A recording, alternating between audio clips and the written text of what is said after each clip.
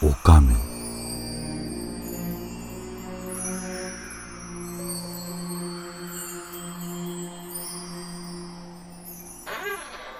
鎌倉時代の初め、京の都、西の東院一条上がるのあたりに、長井飛騨守高次という世間に名の知れた棟梁とその妻、おかめが住んでいた。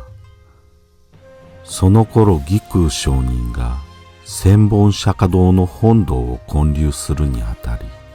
高次がその総統領に選ばれた。千本釈迦堂の建立は皆が力を合わせ着々と進んでいたが、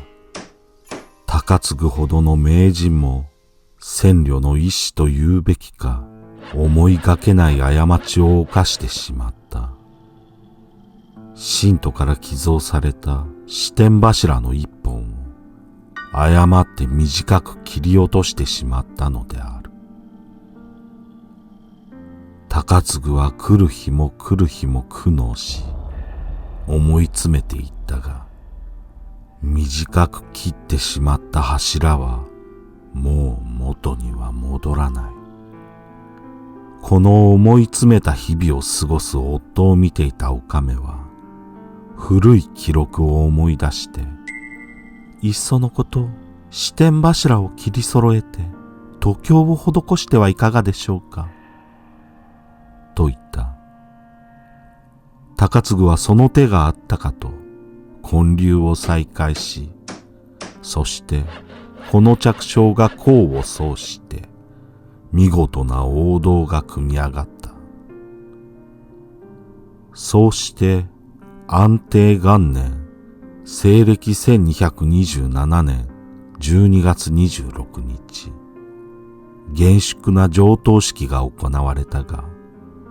そこにおかめの姿はなかった。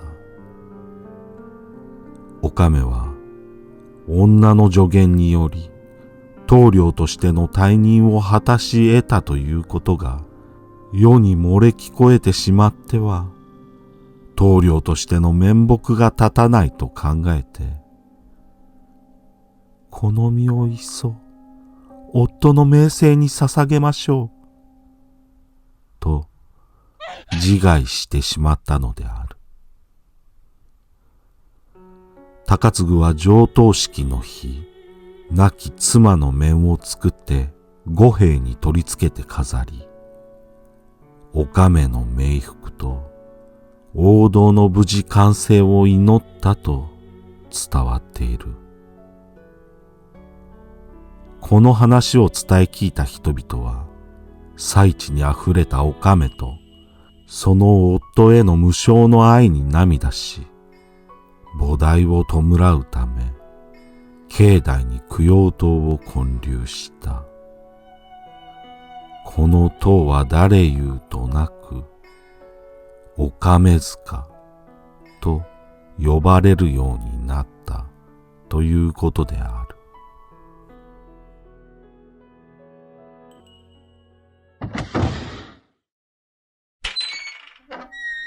おかめが妙案として出した度胸とは、柱の上部などに設置され、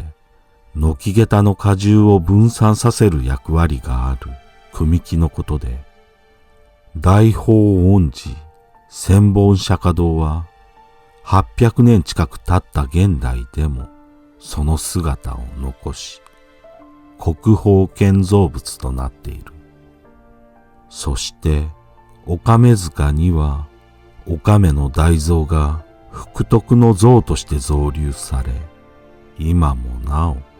信仰を集めているということである。ちなみに、おかめとよく似たおたふくは、縁起物人形として有名な福助の妻となり、玉の輿に乗ったおふくがモデルとされている。いずれもふくよかな女性の顔で、幸福の象徴であったために、同一視されていったと伝わっている。おかめの切ない物語であるが、今もなおおかめは、おかめ御兵となって家を守り、災い転じて福となる幸福の象徴として、屈託のない女神の微笑みを見せている。